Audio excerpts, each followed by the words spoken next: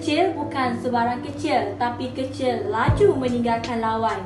Datuk Azizul Hasni Awang itulah nama yang tidak asing lagi dalam sukan berbasikal di negara kita.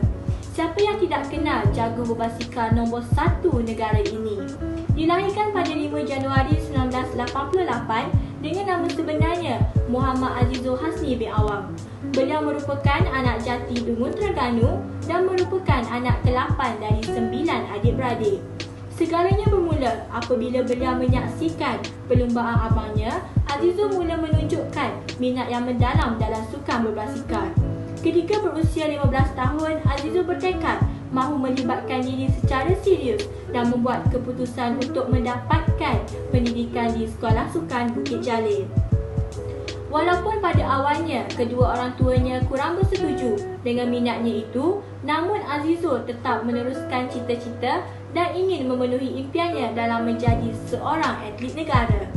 Seorang jurulatihnya pernah berkata, agak mustahil bagi Azizul untuk melangkah jauh dalam sukan berbasikal kerana bentuk fizikalnya yang agak kecil. Namun, kecil bukan sebarang kecil. Ukuran saiz badan tidak menjadi penghalang. Beliau berjaya membuktikan keazaman dan usaha yang berterusan mampu mengatasi segalanya. Pelumba yang dikenali dengan gelaran The Pocket Rocketman ini berjaya meletakkan namanya di persada dunia kerana disebabkan oleh ketakasan yang dimiliki ketika beraksi di Kejohanan Dunia 2009 di Switzerland dan memperolehi pingat perak. Works on Awang, go around the outside. Awang's just going to bounce his way off the Glazer is boxed in. Awang is now going for this. Awang is going for the medal. Awang is going to be the world champion. Awang wheelies across the line to take the world. Lepas itu, pelbagai kejayaan hebat telah dilakar oleh jago sukan berbasikal ini.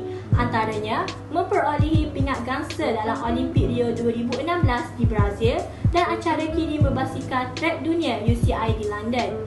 Beliau juga turut memperolehi pingat emas dalam acara kirim kejohanan berbasikal trek dunia UCI 2017 di Hong Kong.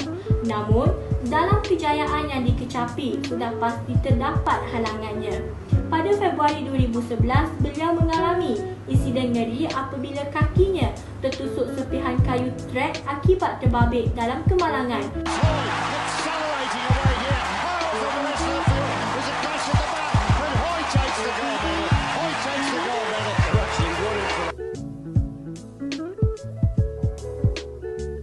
Ketika bersaing dalam perlawanan akhir acara kirim di Kejohanan Piala Dunia Klasik di Manchester.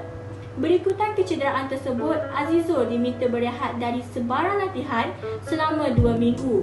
Peristiwa hitam itu menjadi pembakar semangat buatnya.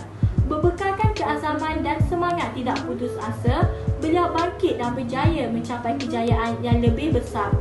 Teruja dan gembira itu yang dapat digambarkan apabila beliau berjaya mengalahkan pesaingnya dari Jepun iaitu Yuka Wakimoto pada tahun 2019. Beliau pun berdepan kesukaran ketika itu. Baru-baru ini, beliau telah melonjakkan sekali lagi nama negara apabila memperolehi pingat perak dalam Sukan Olimpik Tokyo 2020. Azizul bukan sahaja juara di trek berbasikal, namun dia terkenal dengan kepribadiannya yang tidak sombong. Beliau tidak melupakan mereka yang tidak jemu menyokongnya dari belakang, iaitu keluarganya. Meskipun sibuk dengan pelbagai aktiviti, beliau tidak pernah mengabaikan tanggungjawabnya sebagai seorang suami dan juga bapa.